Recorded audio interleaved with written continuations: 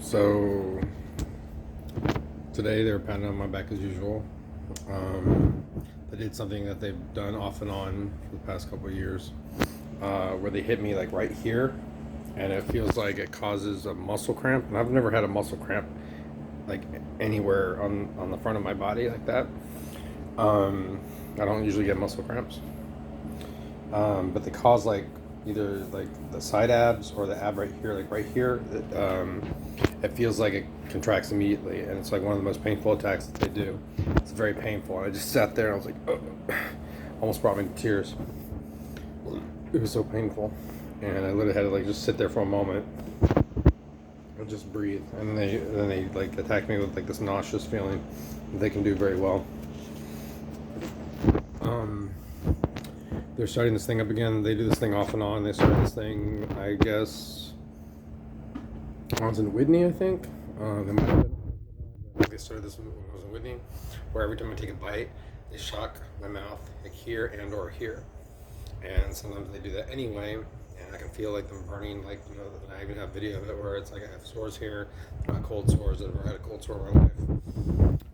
I'm not doing anything to get a cold sore. I'm not kissing anyone. I'm not doing anything with my mouth like that. Because like, who can do anything like when you're being gang stalked? It's like they ruin everything. They take up your entire life. So like doing that doesn't cause them to attack it. But you know, I can yawn. I can do that. But when I take a bite of food and they shock it here, making it harder to open, you know, it almost feels like the sides of your mouth are cracked. My lips aren't chapped. I don't have chapping here or anywhere on my lips.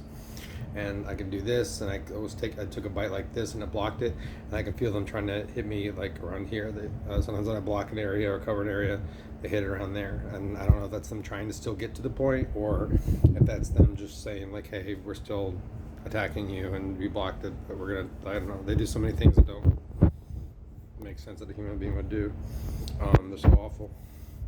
But the odds of and they're talking about it, you know, sometimes ahead of time, sometimes during, often during, and often afterwards. But they have talked about it ahead of time, and they'll go through periods where they'll do this for like, you know, one night, or they'll do it for a few days in a row. They did that when I was in Waco a few months ago. They, like for like a couple days, every time I tried to eat something, they did that. They can also shock your tongue so that like things that don't normally seem spicy or seem tolerable seem extra spicy, or things that aren't spicy at all seem spicy. I don't have a low tolerance for spicy foods. Usually I get like a medium and a salsa, but they like to enhance things. So like if I get a medium, they'll be like, oh, we're gonna shock your tongue or whatever. And earlier today they were shocking my tongue, and they're doing this thing where it feels like someone's like air is sucking through your teeth. And I wasn't doing anything to cause any sort of sensation like that. They do that every time. Not every time, but the first few times I took a sip of a drink through a straw. And they were like, well, maybe it's cold from the drink, even though it was going like right down, you know, the back of my throat and not hitting anywhere near here. That wasn't even that cold to even cause a sensation like that. My teeth aren't sensitive to cold like that.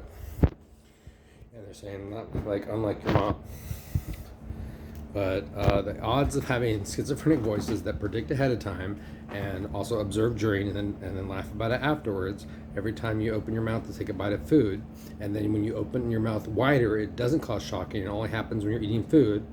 The odds of that being the psychosomatic thing coinciding with premonition and or coinciding with schizophrenic voices that talk about it during and afterwards is virtually, or not virtually, is impossible, Dad.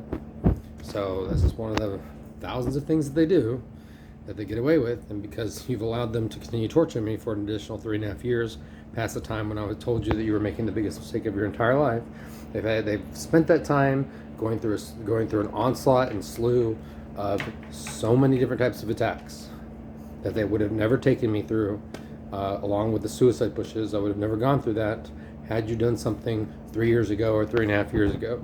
So Max and I are still suffering, and you're not doing anything about it. And Robin's probably watching these videos, and she's not talking you into doing the right thing either.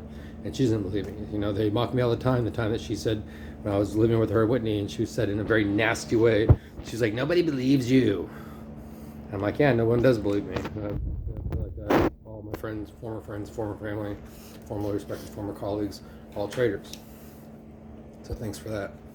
So again, I'm doing another daily report of what I'm going through, and as I'm saying that, they're increasing the pain in my back, and they're saying as they're doing that, how do you like that? Does that hurt? I bet that hurts a lot.